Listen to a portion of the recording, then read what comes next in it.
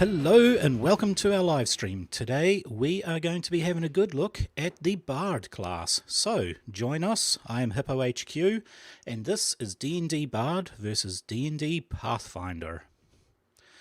Okay, today we are going to go over a few little rules on how we're grading. The first thing is we are going to be grading on level 1 build. How are the builds looking at level 1? How fun are they to play as soon as you build the class? We're going to be having a look at the Bardic College versus the different muses. We'll be looking at core features when leveling up, and this will be including the capstone ability.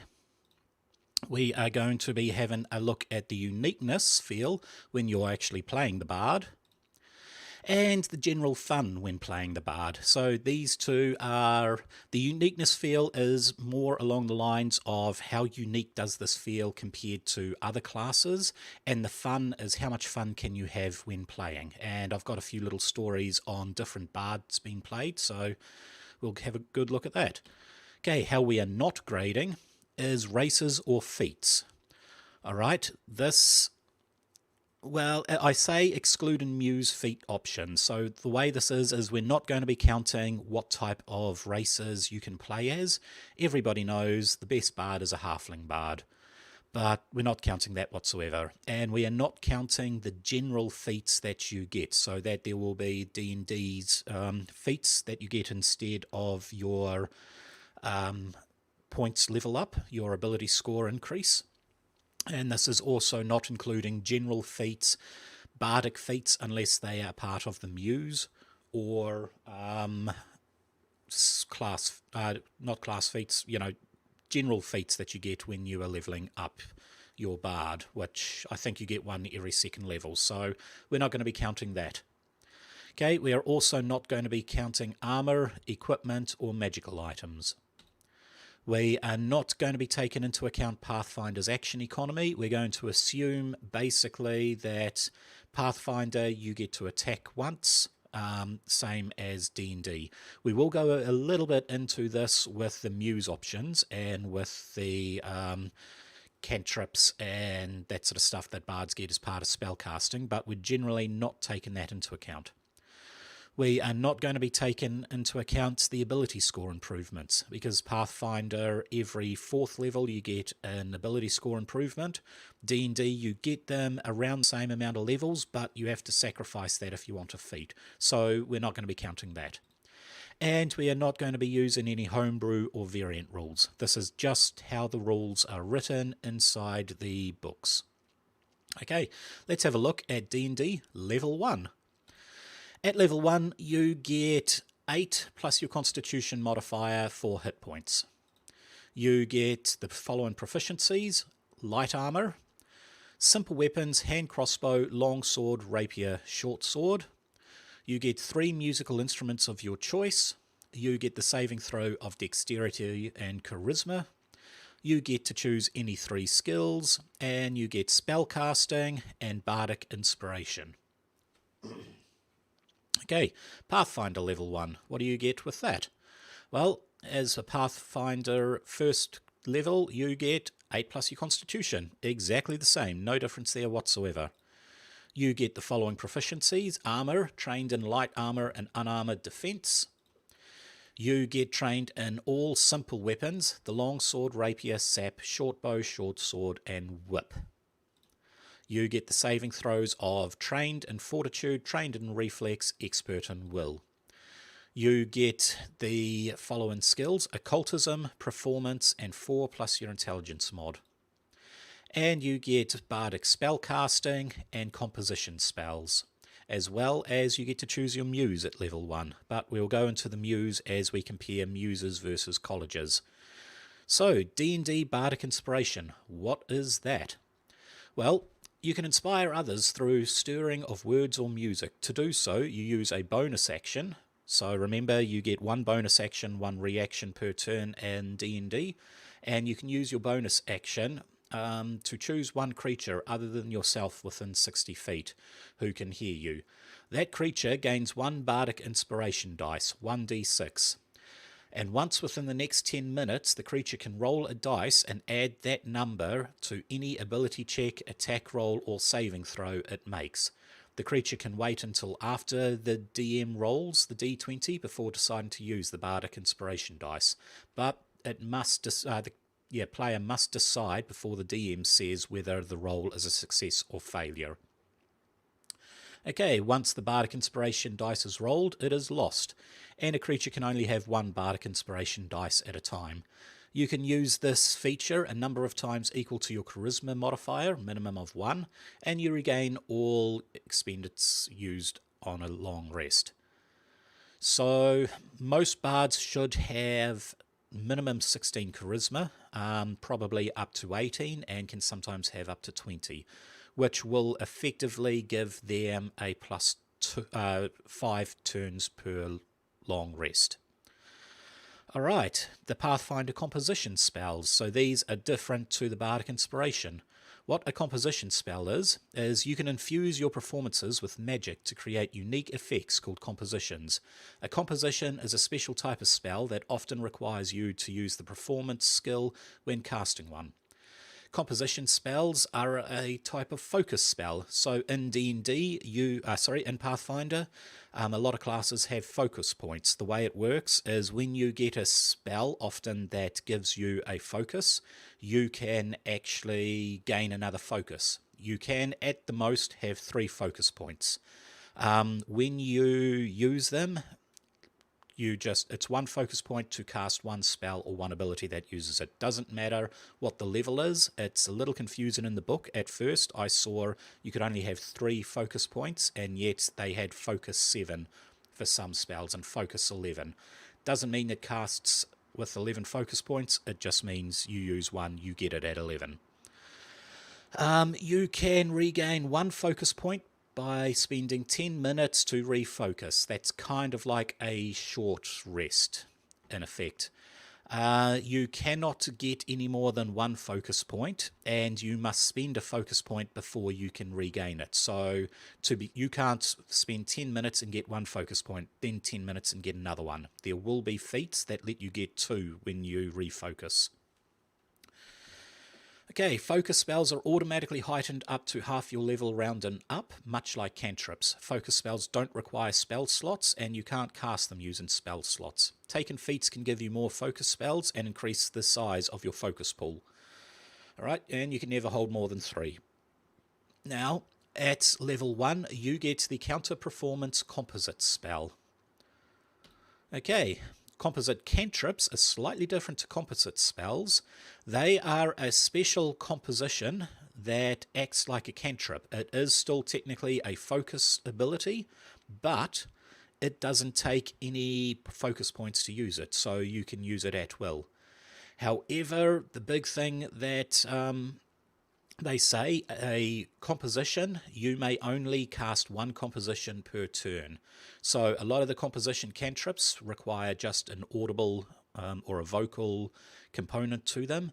It effectively means that it casts 1. Technically you could cast 3 per turn, but they have limited it to 1 composition operational at 1 point. And you get the Inspire Courage composite cantrip, which boosts your allies' attack, damage, and defense. Okay, so let's have a look at the 2 cantrips. Counter Performance. So this is a reaction to cast. It is both somatic or verbal. It is not both, actually. It is one or the other. The trigger is you or an ally within 60 feet rolls a save and throw against an auditory or visual effect. Okay, your performance protects you and your allies. Roll a performance check for the type you know. An auditory performance if the trigger was auditory, or a visual performance if it was visual. You and your allies in the area can use the better result between your performance check and the saving throw. Effectively, what that means is someone's about to make a saving throw against an auditory or visual check. And as bards are master performers, they generally have a better check, so you roll your dice, and if your dice is better, you can effectively substitute that dice. It's kind of the same as Bardic Inspiration, and you can just refocus and get it back. So it is in a 60-foot emanation, however, it will only trigger on one person. It's effectively, if you can imagine, somebody is about to make a visual test, so someone's trying to intimidate them, a big, strong bandit has come down and is waving his axes and shouting and all that sort of stuff. You effectively pull out your flute and do a little dance, something along those lines. Your ally turns around, looks at you, sees you, and is like, I'm happy now, and ignores the big, giant, brutish barbarian about to smack them in the face. Then you get your cantrip, Inspire Courage. So this is a cantrip, which means you can cast it once per turn. It does not count to focus points. And it's, once again, 60-foot emanation. You inspire your allies with words or tunes of encouragement. You and all allies in the area gain a +1 status bonus to attack rolls, damage rolls, and saves against fear effects. So this is a 60-foot emanation around you. It does only last one round, so it will last until your next round, but it's kind of a massive AoE buff for your entire party. There are ways to extend it from 1 round to up to 4 rounds. We will get into that in a bit. Alright, so that is the different types of spells you can get as compositions. Let's have a look at D&D spellcasting. Okay, spellcasting. Charisma is your spellcasting ability for your bard spells. Your magic comes from the heart and soul you pour into the performance of your music or oration. I'm assuming that means dance. You use your charisma whenever a spell refers to your spellcasting ability. In addition, you use your charisma modifier when setting the save throw for DC bard spells you can cast. Okay, so the DC is 8 plus your proficiency modifier bonus plus your charisma modifier bonus. And spell attack is your proficiency bonus plus your charisma. You get ritual casting. It means any spells that you know that have the ritual tag, you can spend 10 minutes casting the spell as a ritual and it won't turn in through your spell points.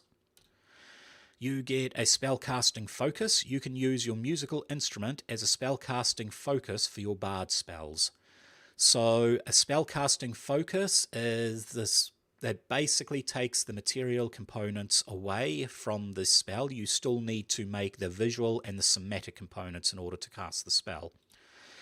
Okay, material. Casting some spells require particular objects specified in the parentheses of the component entry. A character can use a component pouch or a spellcast and focus in place of the components. Okay, so a little bit about bardic spells. To begin with, first edition bards used more like druid spells. They were based off the old, French and British druids from pre-Roman times, where they were the law keepers. They knew all of the past, that sort of stuff. So they turned into your druidic spellcasting. And to begin with, in D&D, specifically 2nd edition, that's when I started playing this game, you had 2 types of spells. You had your arcana spells and you had your, not your primal spells, it was more your clerical spells, or divine, I think is the better word for it. So Arcana was all your wizards. There were no other subclasses. You didn't have warlocks, you didn't have sorcerers, you didn't have anything like that. And then your divine spells were blocked out into different schools. Well, not schools, I think they were called spheres. Yeah, they were called spheres. And when you chose a cleric, you could choose one primary sphere, which meant you could cast all the spells within that sphere's list right up to 9th level. And then you could choose 2 subspheres, which meant you could only cast the spells up to 5th level in that sphere. Druids, which by default then was a little bit of the bards, they had a very limited range of spells they could cast. And that was all the nature type domain spells, which was earth, fire, water, sun, air, that sort of stuff. So they had the same as a cleric, but they were limited to druidic type magic. Along came 3rd edition, and the good old bard started kind of morphing a bit into arcana spells instead of your typical primal spells that the druid learnt. And that's when D&D split off into, you had primal magic, divine magic, and arcane magic. Along comes 5th edition, and the the bard, actually has its complete, separate, unique spellcasting list now. It's kind of a mixture of buffing spells that druids get, healing spells and that sort of stuff that clerics get, and damage dealing spells that mages get. So they've sort of morphed into a jack-of-all-trades style spellcasting. But yeah, they have all their own spell list. It's not arcana, it's not primal, it's not divine, it's unique to them. Okay, the D&D spell list. We're going to have a look. This here is how bards space out. So they have a limited amount of spells known, and as you can see, it goes right up to 22 spells known at level 18. So level 19 and level 20 doesn't really increase much. At level 18 you get one more 6th level spot, and level 20 you get one 8th level spot, 7th level spot. You basically know, say, 4 spells, but you only have 2 spell slots in order to cast from them. The way D&D works, it's a new system, unique to D&D. You can effectively cast spells by upgrading them. It just costs a spot at a high level. So say you are casting 1st level Magic Missile. To begin with, you can cast that twice. You may know 4 spells, but you can only cast 2 spells, and if you want, you can cast Magic Missile twice. Right down, you know 22 levels at level 20. You know a 9th level spell. You can actually take your Magic Missile at 1st level, cast it at 9th level, and do massive amounts of damage with it. Okay, so effectively any spell you know, you can upcast at a heightened level. All you have to do is remove the casting spell slot of that level. I love this system. It is so, so good. We're now going to have a look at the Bardic spellcasting. Okay, occult spellcasting. Now this is unique. I explained that there's divine, there's primal, and there is arcane. The way Pathfinder works, wizards are your arcane spellcasters, druids are your primal spellcasters, clerics are your divine spellcasters. Each spell will have a tag, and it will say whether it is part of one of those 3 spells, as well as what school it belongs to. They have now added another one called occultic spellcasting. So divine comes from some sort of celestial, either a celestial, a psychopomp, or a fiend. But, you know, one of the 3 heavenly or sub-realms. You have your arcane, comes from... It's arcane magic, it's studied magic. You can study it from dragons, you can study it from history, you can study it from books. And your primal comes from the Fae, the first world, the earthly worlds, that sort of stuff. Occult, that's really interesting. It comes from nowhere. It comes from outside of the realm of magic. So a good way of explaining it is you have sorcerers. They get to choose a particular bloodline, and from that bloodline you get to choose, you get determined what spells you went. So if you remember, we created Gandalf. He came from a celestial bloodline, being a Nysutra. He got access to the divine spellcasting list. My favourite character is actually a halfling sorcerer who came from the Aberrant bloodline, which basically means an eldritch god, a Cthulhu type thing, and he has access to occultic spellcasting. This is spellcasting that is sort of, it does weird things. You can create tentacles that can then be used for long distance to applying damage dealing touch spells. You can create darkness, you can create fear, you play with people's mind and play with people's perception. It's not illusion or alteration, although a lot of those spells are in there, but it's its own unique type of spell casting. So you draw upon magic from an esoteric knowledge. You can cast occult spells using the cast spell activity, and you can supply the material, somatic, and verbal components when casting spells. Because you're a bard, you can usually play an instrument requiring somatic or verbal components, as long as it takes at least one of your hands to do so. So they generally, as you can see the picture there, he has a flute and a sword. With his flute, he can substitute both the somatic and material component of that. You don't need a spell component pouch or another hand free if you play an instrument. You can also substitute it for verbal, so effectively they can use their flute as a substitute for all three components: somatic, verbal, and material. Okay, you are trained in occult, which equals your proficiency bonus plus your charisma modifier, same thing.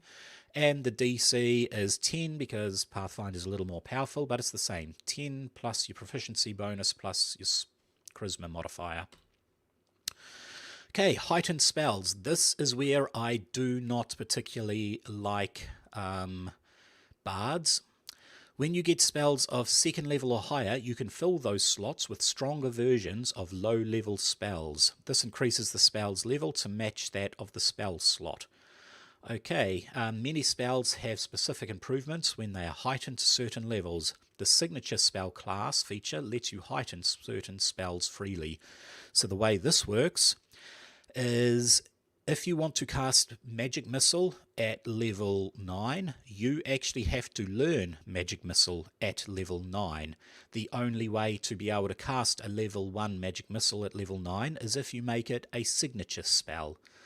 So effectively, you have more spells available to you, or more spell slots available to you, but you kind of have less spells. You have less control over the spells. You can't just decide to upclass a spell or heighten the spell to a higher level and cast it at will. You must actually know that spell to do it. Okay, cantrips. So a cantrip is a special type of spell that doesn't use spell slots. You can cast a cantrip at will any number of times per day. Pretty much the same thing. Cantrips are equal to upcast to the highest level of spell that you can cast as a bard. So that is very important. It is as a bard. If you were to choose another class and you were to get cantrips from the wizard spell list, you can't heighten them unless you upgrade your wizard spell slots. All right. So let's have a look at its spell progression. I've put the levels in, makes it a bit easier. Bards get 5 cantrips. The whole way through, they just have 5 cantrips. They have a slight difference. They don't have an amount of spells known. They just get, every time you get a spell, you can learn spells from that list. So, at first level, you know 2 spell slots. This doesn't count with your muse spells or with your composite cantrips and stuff like that. At level 2, you get to choose 1 more spell. At level 3, you get to choose 2 second level spells, and so forth, right up to 10th level. Yes, Pathfinder has 10th level spells. It is awesome. Okay, now we're going to actually have a look at the cantrip list. This cantrip list is solely from the core rulebook, or the player's handbook, okay? D&D and Pathfinder. So D&D, you have Blade Ward, Dancing Light, Friends, Light, Mage Hand, Mending, Message, Minor Illusion, Prestidigitation, True Strike, and Vicious Mockery. And out of those, Vicious Mockery is the only spell that can go up to higher levels. Pathfinder has Chill Touch, Dancing Lights, Daze, Detect Magic, Forbidden Ward, Ghost Sound, Guidance, No Direction, Light, Mage Hand, Message, Prestidigitation, Read Aura, Shield, Sigil, and Telekinetic Projection.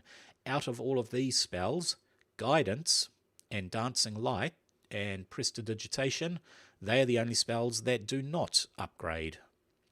So you can see Pathfinder has a wider selection because they are choosing from the occult spell list and they don't have their own spell system. Okay. Level 1 winners. Let's have a look. Hit points per level. It's a draw. They both have 8 plus their constitution. No changes there. Okay. Armor.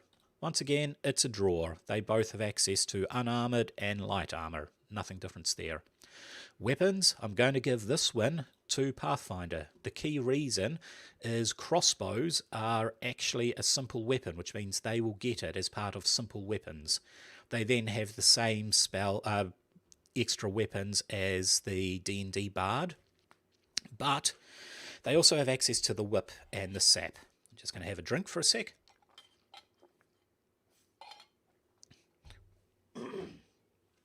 Much better. Now, I love the whip. I have had a character play as just a whip. He was a bounty hunter who had flight magic and stealth magic. He would effectively hide himself in shadows. He would fly above the enemies and just use dual whips to be able to bring an enemy down and tie them down and then land on top of them already captured. Whips are amazing, and I love the fact that Pathfinder Bards have it. Okay, saving throws. Now, I am going to give this to D&D. D&D has some really good saving throws, whereas the Pathfinder saving throws were kind of lackluster. You had your, what was it, willpower, and that was it. D&D, you had charisma, and I believe it was intelligence or dexterity. I can't remember. It was just better. I personally think the saving throws for D&D totally outsurpasses it. Skills, I'm going to give this to Pathfinder. It's not based on the fact that Pathfinder has 4 plus the intelligence modifier. That's standard. Pathfinder will always have more skills. It's the fact that you have your occultic magic and your performance, whereas D&D, it was not quite the same. It felt like you knew more as a Pathfinder, or knew better as a Pathfinder. Spellcasting, this was a hard one to judge, but I'm going to be giving this to D&D. I really don't like the way that Pathfinder has kept the spellcasting system. That is, it just doesn't make sense. If we go to the mage or the wizard, then if you want to cast Magic Missile 3 times, you must memorize Magic Missile 3 times. Well, no, that doesn't make sense to me. You should know Magic Missile and be able to cast it unlimited times and just run out of spell points, considering spell points as a mana-based thing. I don't like the fact that in order for me as a bard to cast Magic Missile at a higher level, I must memorize it as a higher level or choose it as my signature spell. So even though bards get more spells and they get up to level 20 spellcasting, I'm still giving it to D&D. Okay, Bardic Inspiration versus Composite Spells. I'm giving this one to Pathfinder. Bardic Inspiration is good. You get to use it usually about 3 to 4 times at level 1 and at the most 5 times at level 20. Composite Spells, you have all your composite cantrips, which you can use every turn, and that kind of feels the same as your Bardic Inspiration. Plus, you have better composite spells available to you that level up slightly better that you can cast every short rest.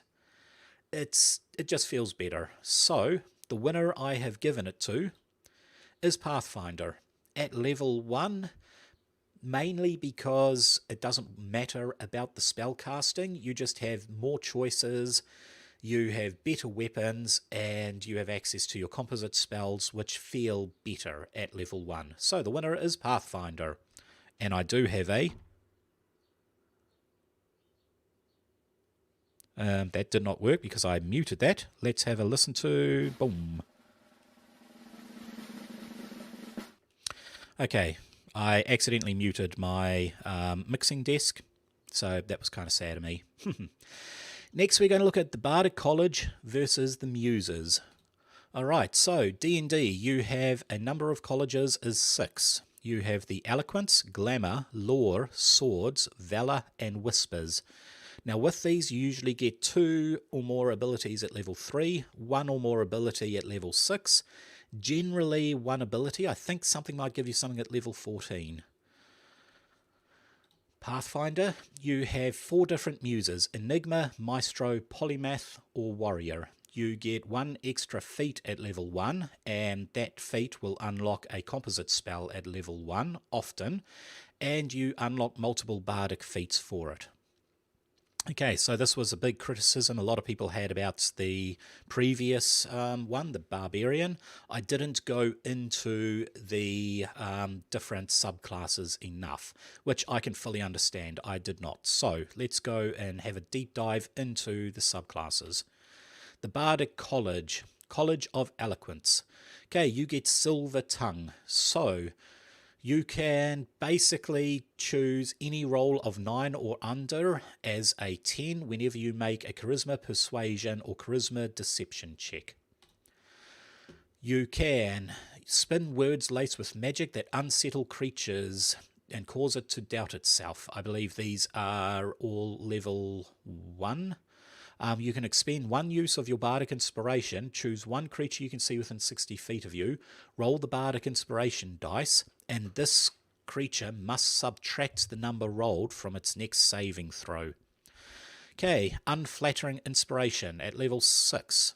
Sorry, I've done the animations wrong, but your inspiring words are so persuasive that others feel driven to succeed. When a creature adds 1 of your Bardic Inspiration dice to anything, the Bardic can actually keep the Bardic Inspiration dice. So remember, Bardic dice lasts for 10 minutes.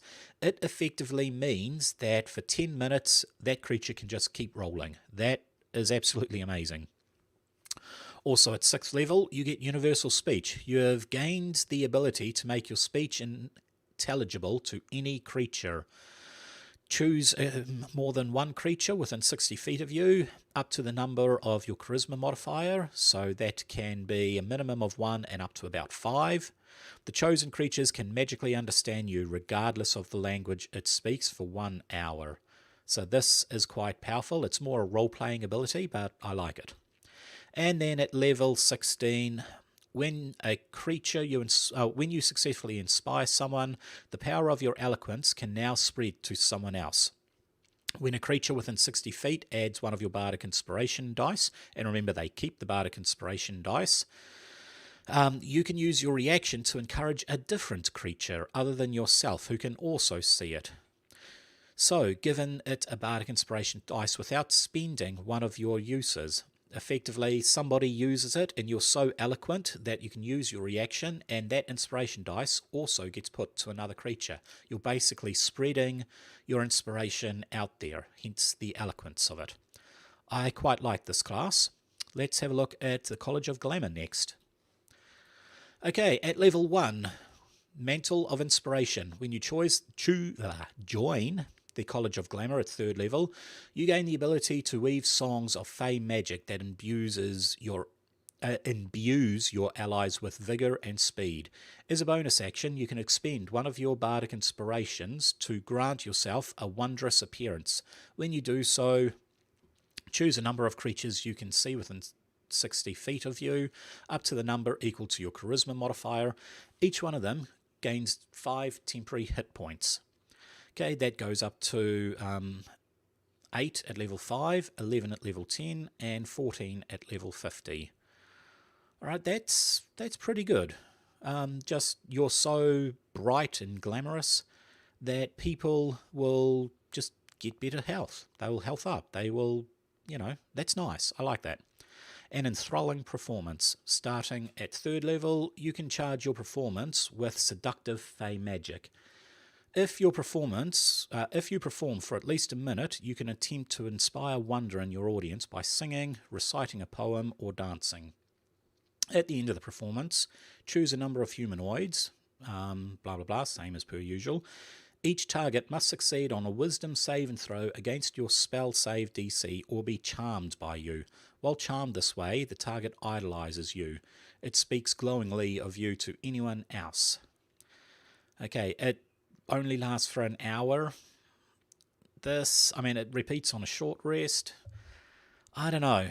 I like it. I like the fact that it doesn't use any of your Bardic Inspiration, and it's just a short rest ability. But I'd like it if it lasted a lot longer than an hour.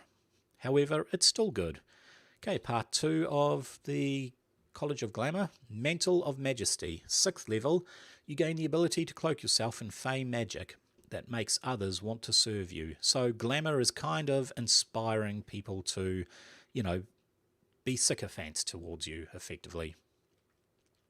As a bonus action, you cast Command without expending a spell slot.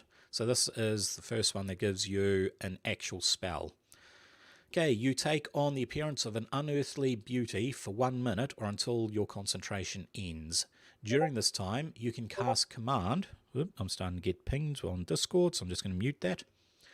As a bonus action on each of your turns without expending a spell slot. So that means you, during your concentration, you can cast Command. You don't take any spell slots, and it's a bonus action. Any creature charmed by you automatically fails its saving throw against the command you cast with this feature. So they don't get a saving throw out of it. They are just, that, you know, you control them for a minute. This is really nice, powerful AoE defense, or crowd control defense.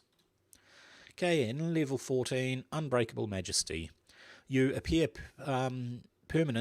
your appearance permanently gains an outerworldly aspect that makes you look more lovely and fierce. In addition, as a bonus action, you can assume a magical majesty presence for 1 minute or until you're incapacitated. For the duration, whenever a creature tries to attack you for the first time on a turn, the attacker must make a charisma saving throw against your spell save DC. On a failed save, it can't attack you. You're just too good looking. You know, it doesn't want to hit the pretty face. Okay, once you assume this mantle, you must do it on a short rest. Effectively, every combat encounter, you should be able to cast this.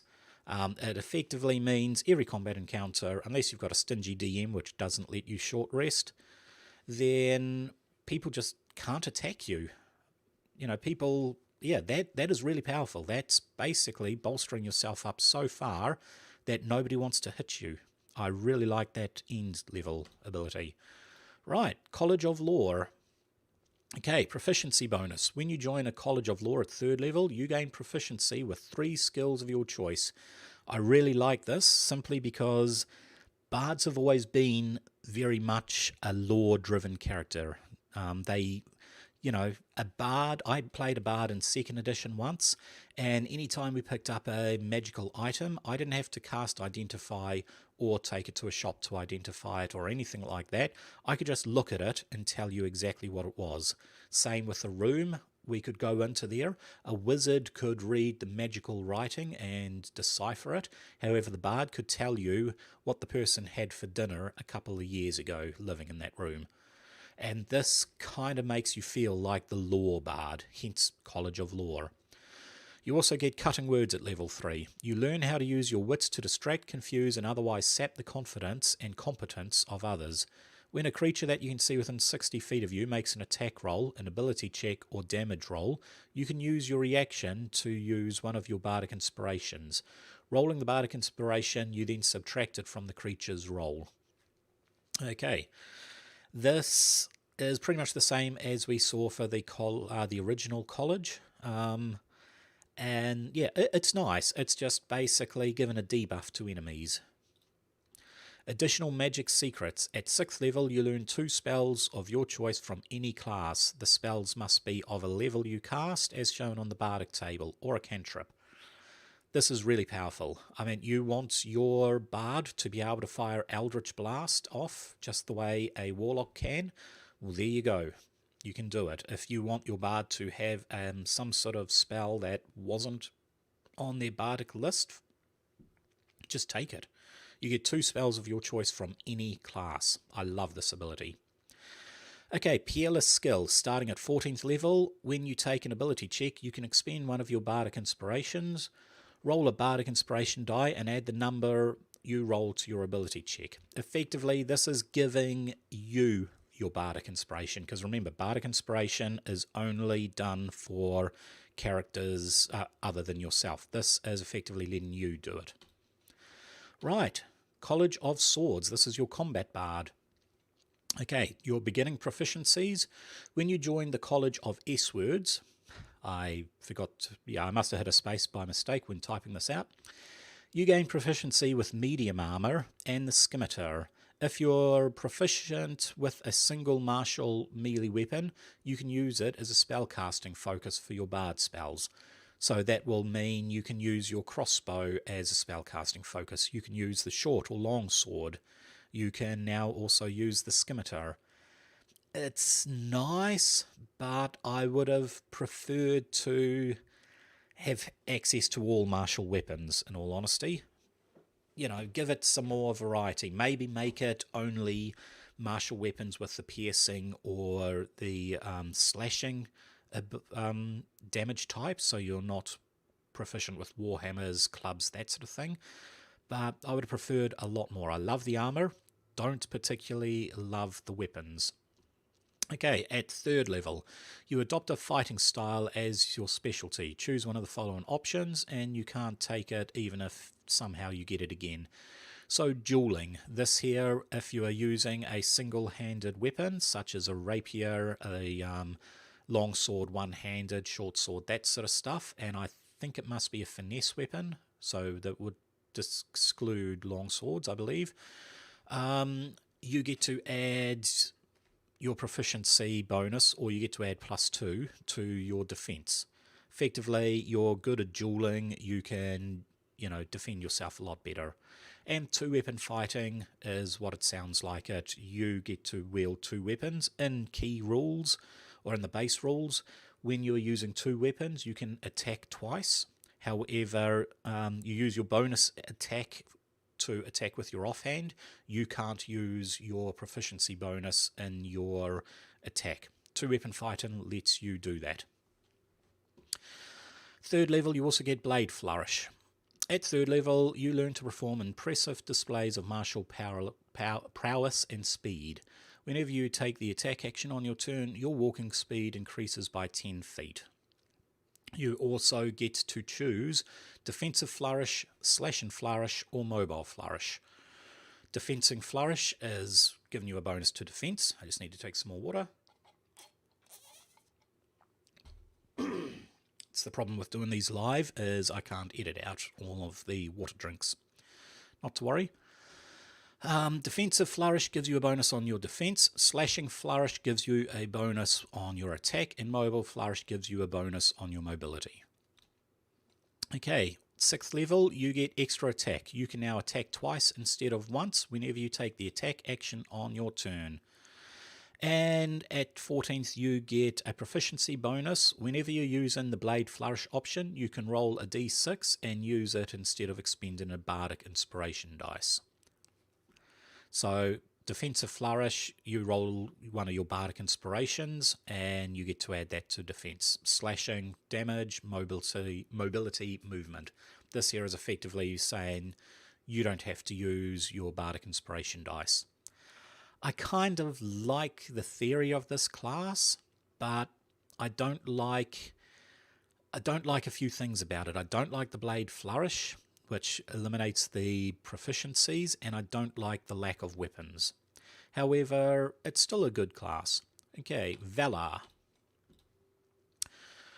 When you join the College of Valor, you gain proficiency with medium armor, shields, and martial weapons. Well, this is what the College of Swords should have been, all martial weapons.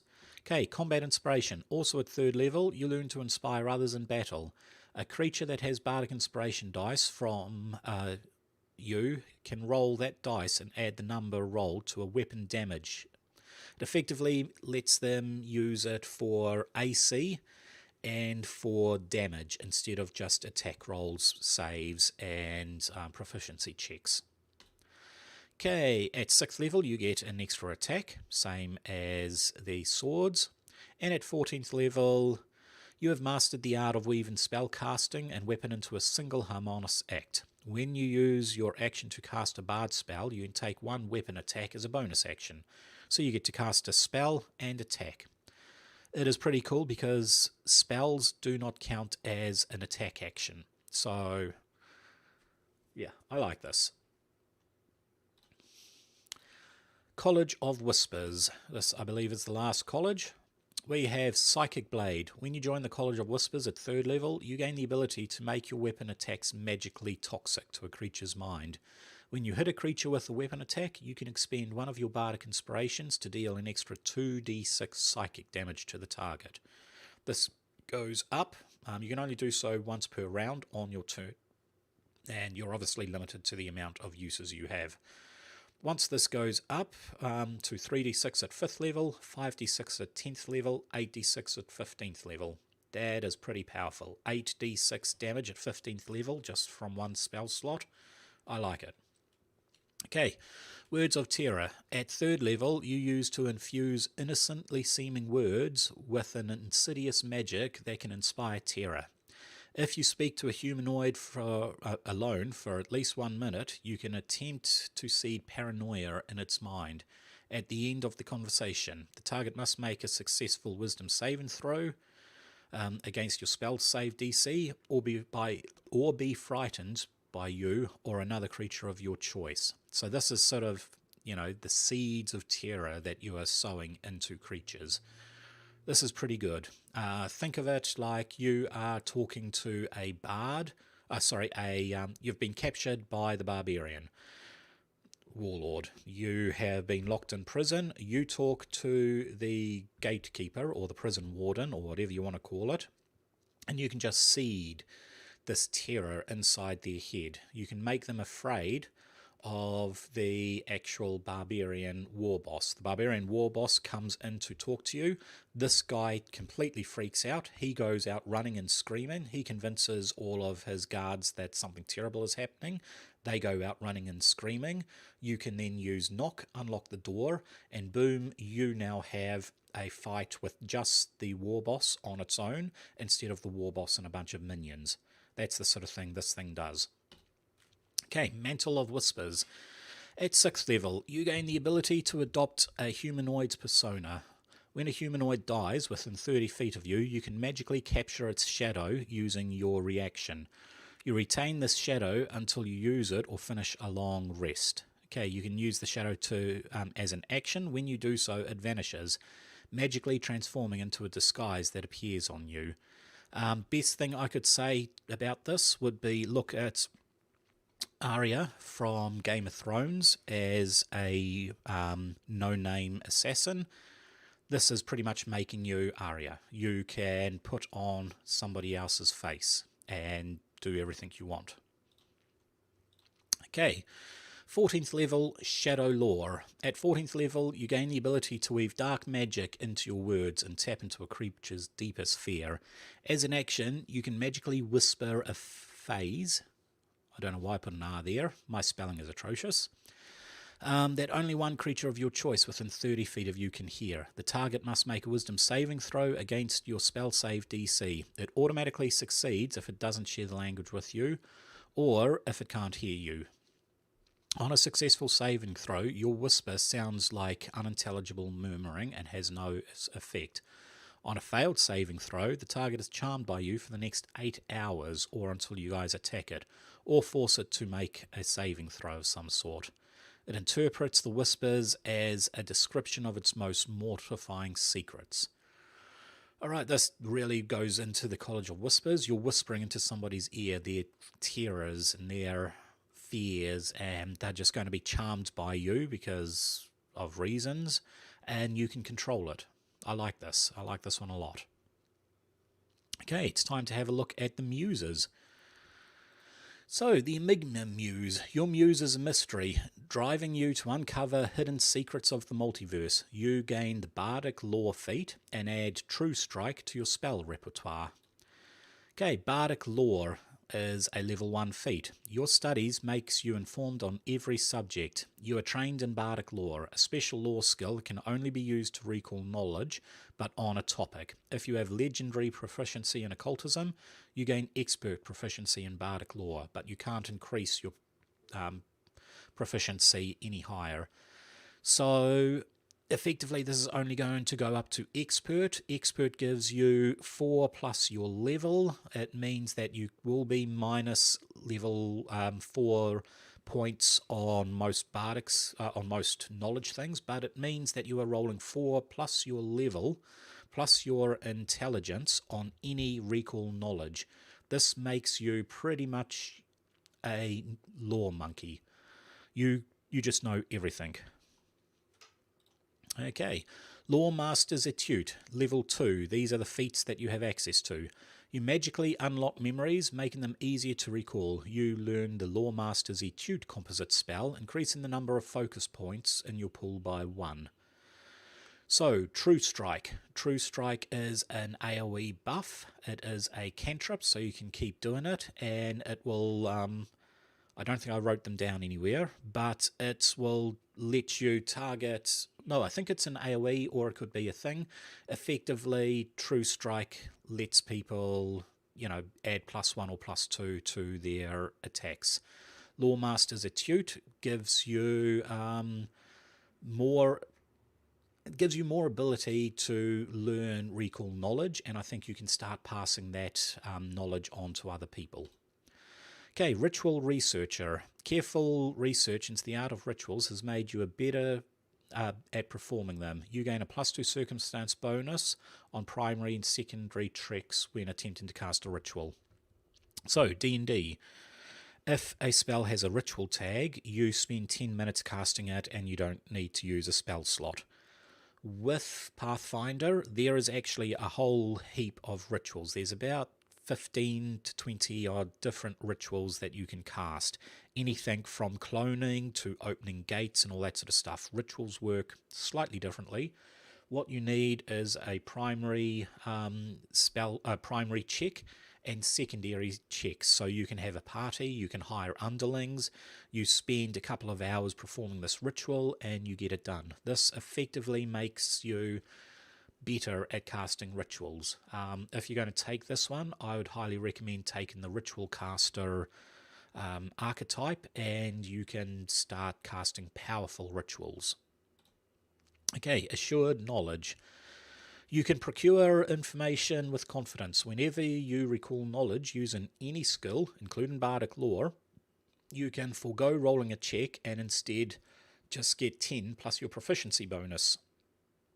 Alright, Assurances is a feat that everybody can have. When you choose Assurance, you choose an ability, and that will give you effectively +10 on it. It's good for stuff like thieves who want to be able to automatically unpick locks. It means that you're guaranteed to roll 10, and usually 10 or above is a pass. If you roll under, you're going to fail.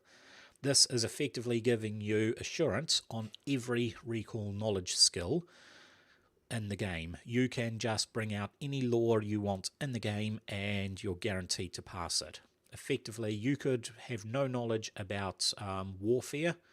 However, with your Bardic lore, you can be better at recalling past battles and all that sort of stuff than a noble who has studied warfare. This is really cool. Okay, more stuff that the Enigma Muse gets is Know-It-All. At level 8, when you succeed at a knowledge check, you gain additional information or context.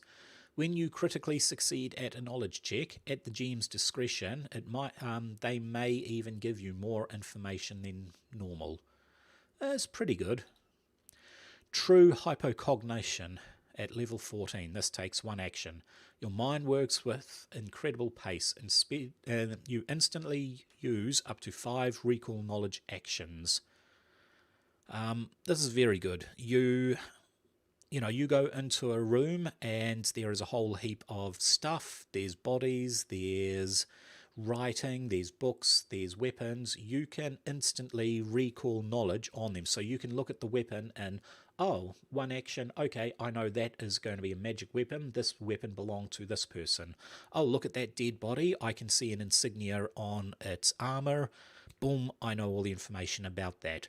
There's some writing up there on a banner or a flag. Hey, I know all the information about that. Look at this collection of books he has. Well, I know this collection of books comes from this particular set of books. This is powerful. I love this. It is for RPing, so I don't... Yeah, I love the theory of it. It is 1 action, which generally tends to lead into combat, and I don't know if you'd be using it too much in combat. And if you're not in combat, then you could just make 5 recall knowledge checks, unless you're spaced for time and the DM is a real stickler for you've got 2 minutes in this room, you can't do recall knowledge. But it is nice, I like it. Deep lore also at level 14. Your repertoire is vast, containing more spells than usual. Add 1 spell to your repertoire for each level you can cast. This is really cool. This is giving 1 spell per level, and that includes level 10 as far as I am aware. Definitely includes level 9, so you just know, well, you can't cast more spells, but you know more spells, so it gives you more versatility. Okay, time for the Maestro Muse. So your muse is a virtuoso, inspiring you to greater heights. As a bard with the Maestro Muse, you are an inspiration to your allies and confident of your music or auditorial abilities. You gain the Linger in Composition feat and add Soothe to your spell repertoire. So Linger in Composition, this is the feat that you can get. It is a composition that doesn't have a composition tag, so you can cast it. What it means is you cast this spell, you use one of your focus points, then you roll the dice and do a performance check. If you fail your performance check, you can't cast Linger in Composition again, but you get your focus point back. It was a waste of a free action. Remember, this is a free action, by the way, so it doesn't cost any of your actions to do it. If you succeed, you increase the duration of any composition cantrip to 2. If you critically succeed, you increase it to 4. So you give yourself the ability to give everybody a +2 on attack. Well, with Linger in Composition, you can actually have that running for 4 turns. So for 4 turns, you are constantly playing. Actually, you're not even constantly playing. It doesn't say it takes concentration. It just increases it. So you play your composition. You still can't have a second composition running, so you can't cast a new composition, but you can have this composition running and still have all your actions for attacking. You also get Soothe and added to your spell repertoire. Now, Soothe is not a composition. It is a spell. At least I believe it is a spell. Maybe a composition. I would have to check the rules. Level 1, Linger in Composition. You get the Linger in Composition spell feat and a focus pool increased by 1. So this will give you 2 focus pools at level 1. Inspire Competence at level 2. You learn the Inspire Competence composite cantrip, which aids your allies' skills. Okay, Harmonize at level 6. It is 1 action.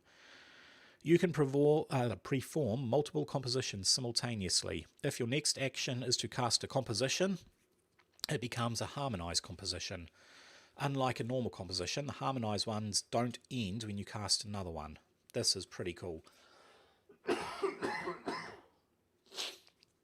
Sorry, my throat is still sore. I'm still under the effects of a bit of a cold, but not to worry.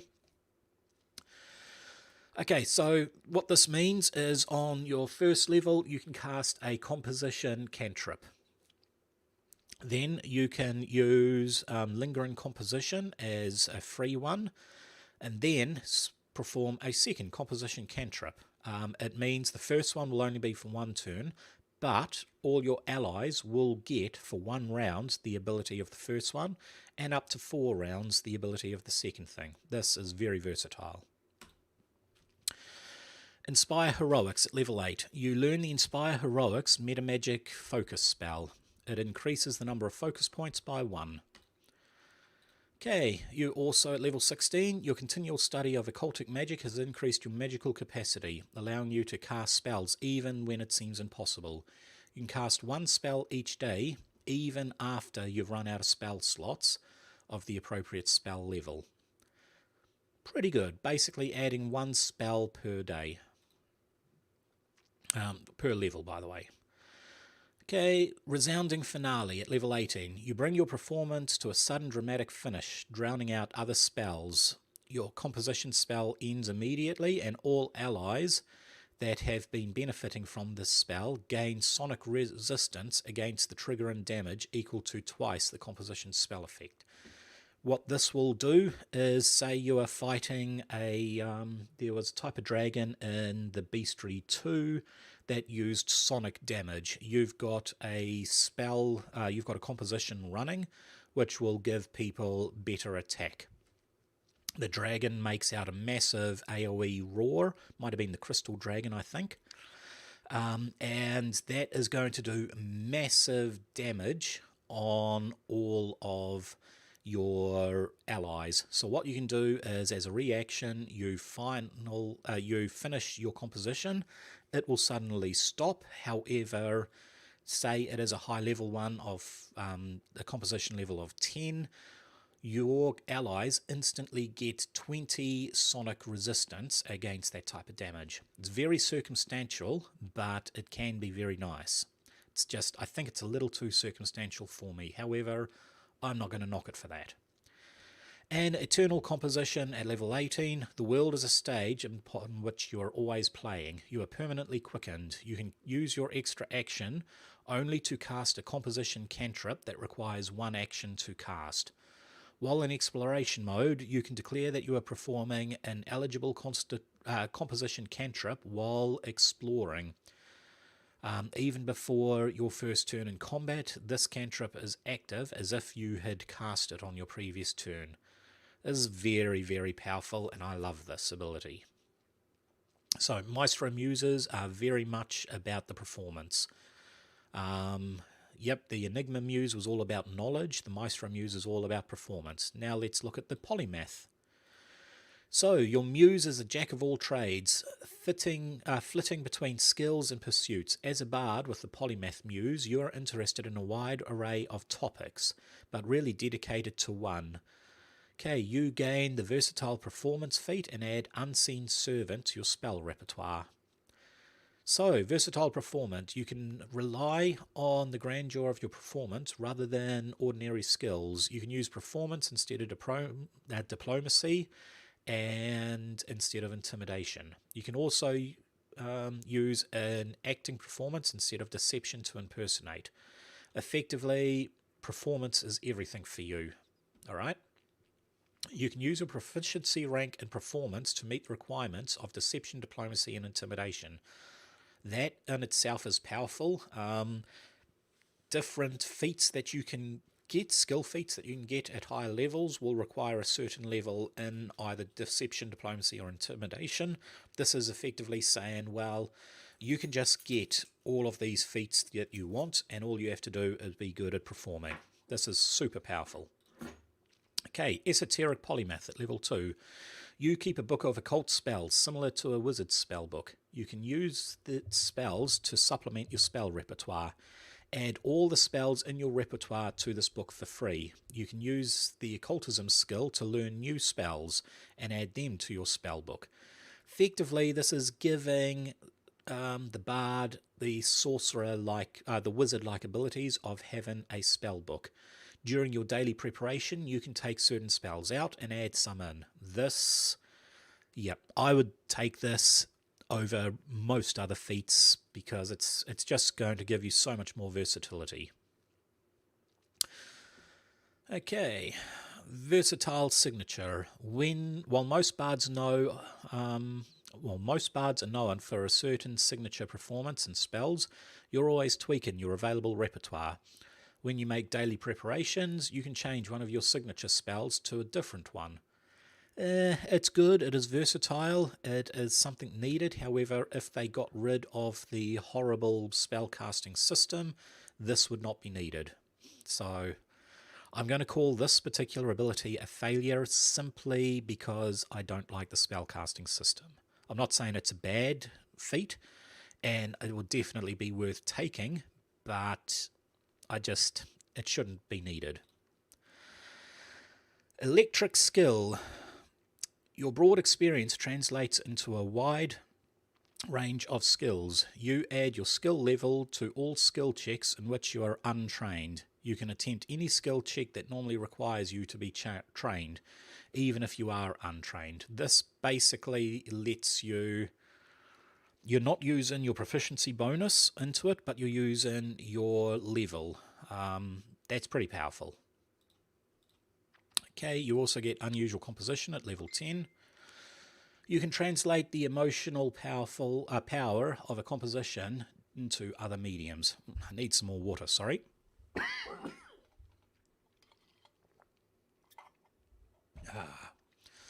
If your next action is to cast a composition spell, you can use a different kind of performance than usual for the compositions. Alright, so this is good if you wanted to be, say, a dancer and not use magic at all, not use vocals at all. You can dance spells into power instead of saying the vocal words. It is really, really, really good. However, I would have preferred this a little bit earlier, because by 10th level, the whole idea of, oh, I can dance spells in, would have been lost. It just comes a bit too late. Okay, electric polymath at level 12. I thought we had that.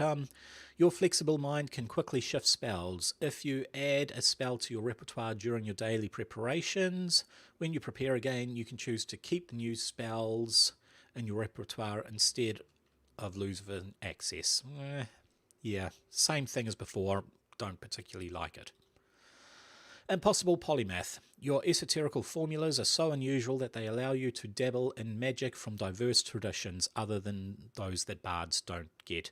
As long as you're trained in arcane, you can add arcane. Same thing with nature for primal and religion for divine.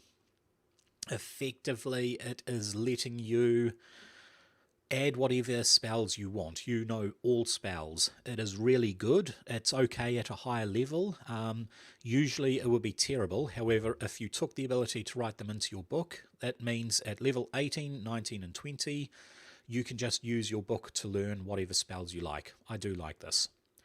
And ultimate polymath at level 20, you can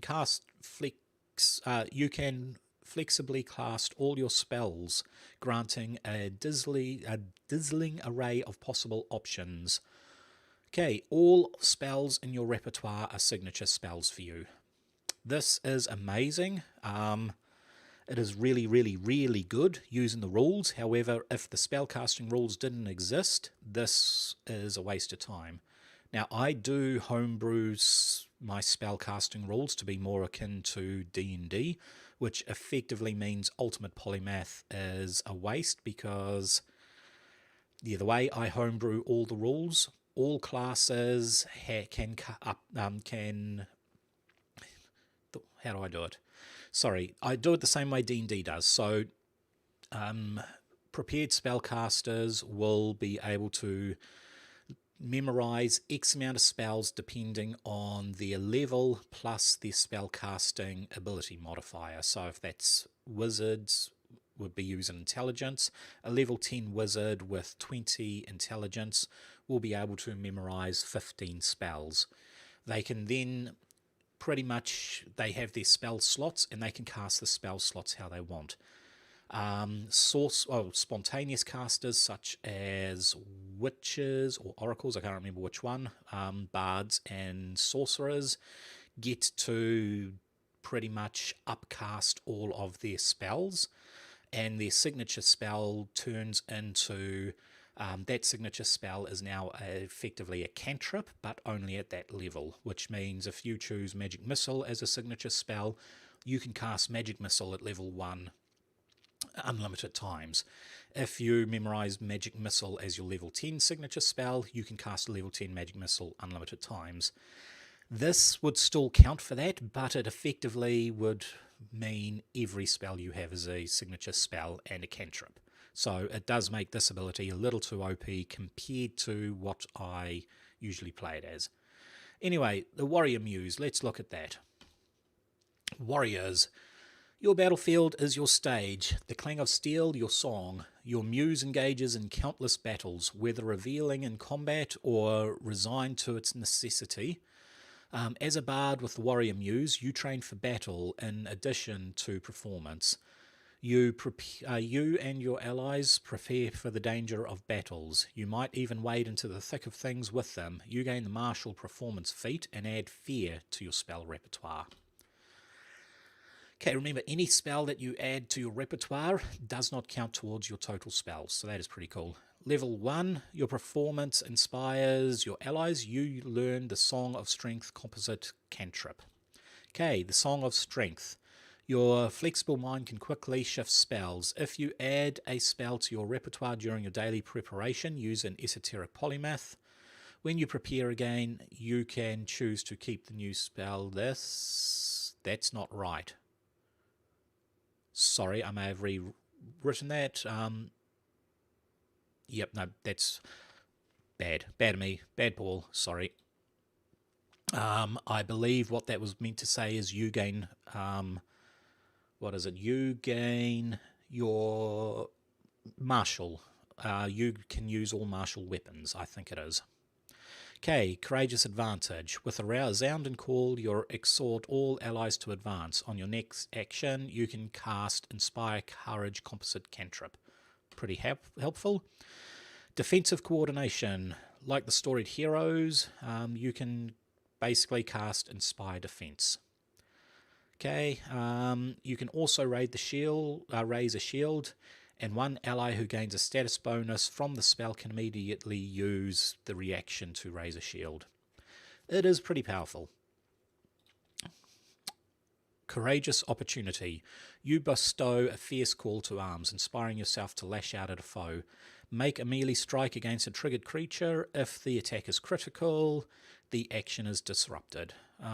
It's kind of like Attack of Opportunity at level 4. Okay, Courageous Assault, level 10. With a mighty shout, you can stir an ally to attack. If your next action is to cast the Inspire Courage Composite Cantrip, lots of C's in that, one ally gains a status bonus from the spell and can immediately use a reaction to make a melee strike. You also get Shared Assault. In the Triumph of Battle, you can share the glory with another ally. When the ally you choose for Courageous Assault critically succeeds at the strike granted by that action, another ally affected by your Inspire Courage composition spell can immediately use a reaction to make a melee strike. Okay, so it's just given your allies more attacks, effectively. Triumphant Inspiration. It is a free action. With a triumphant shout, you inspire your allies. You can cast the composite cantrip you know that would normally take a single action to cast. So, as a free action, you can cast a cantrip. I like that.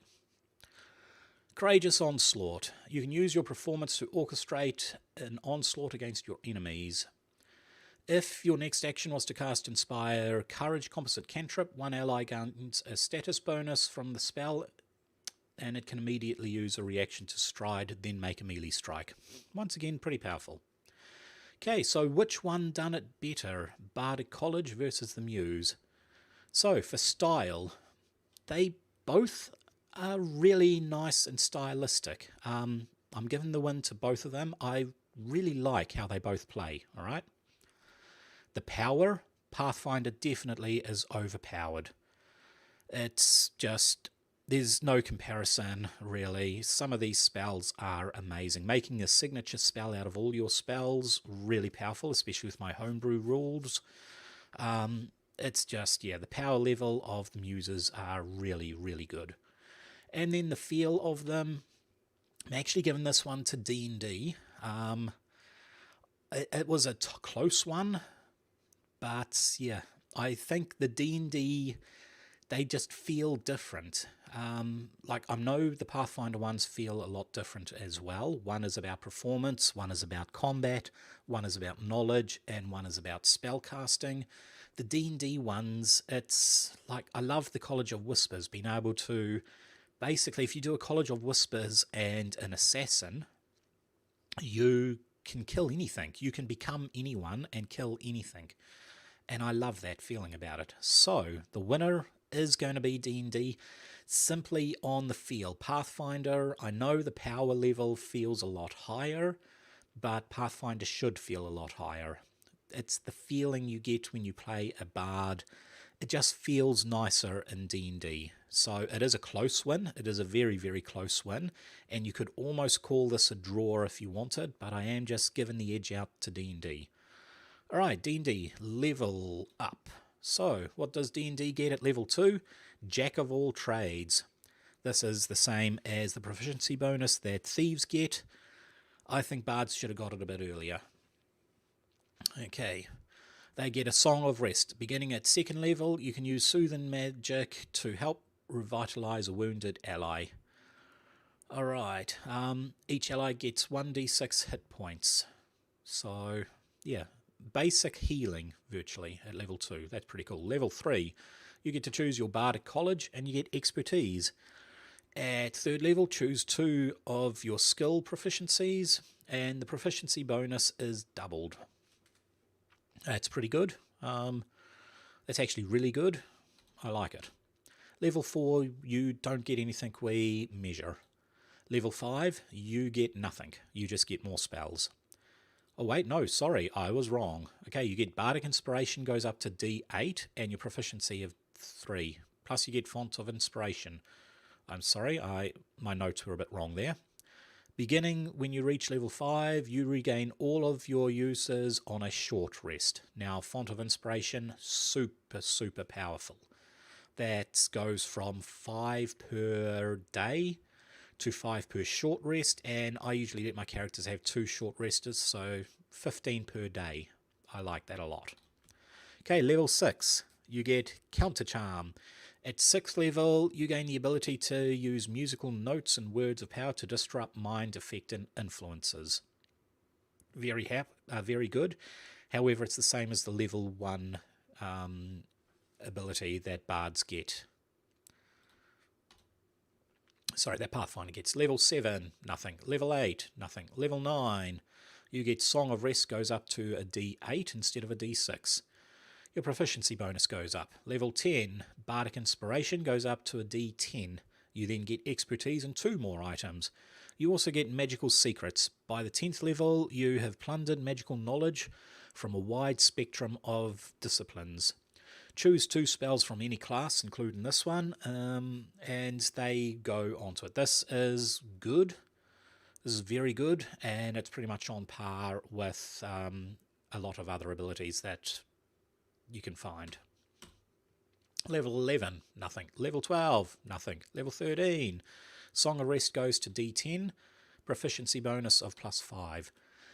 14, you get magical secrets. So your magical secrets, you get to choose 2 more spells. Level 15, you get Bardic Inspiration of D12.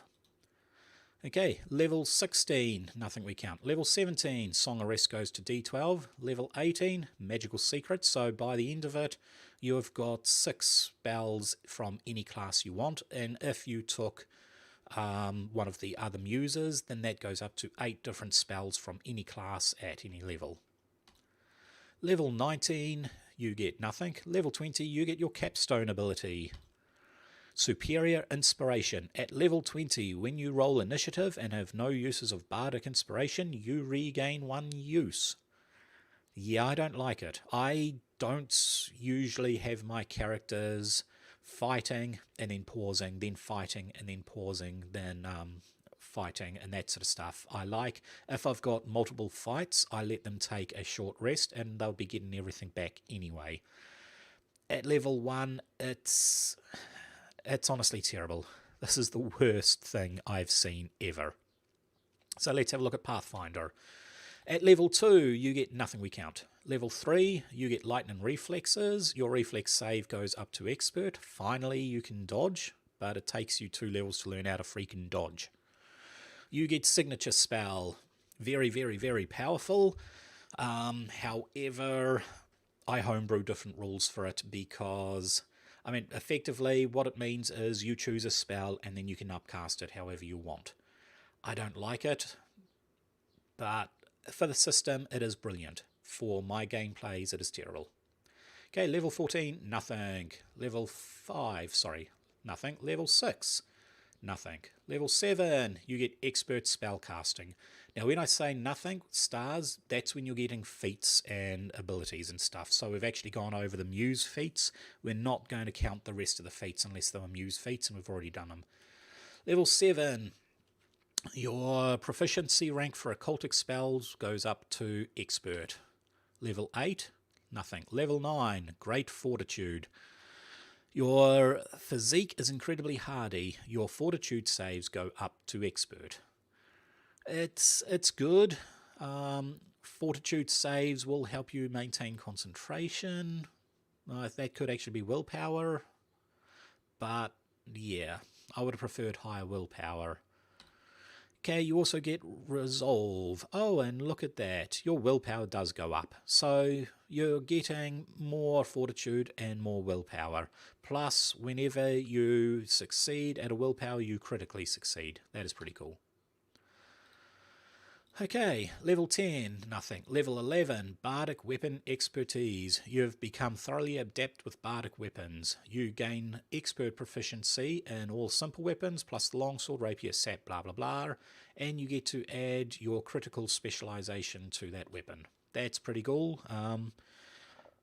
Yeah, I think most magic classes get this at about 11, most martial classes get it at about 6. But yeah, that's pretty good spell progression. Vigilant senses.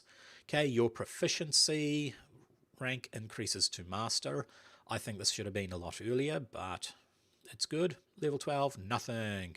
Level 13, light armor. So you can finally start getting better armor. You would have got this if you had taken the armor muse. I probably forgot to write that down.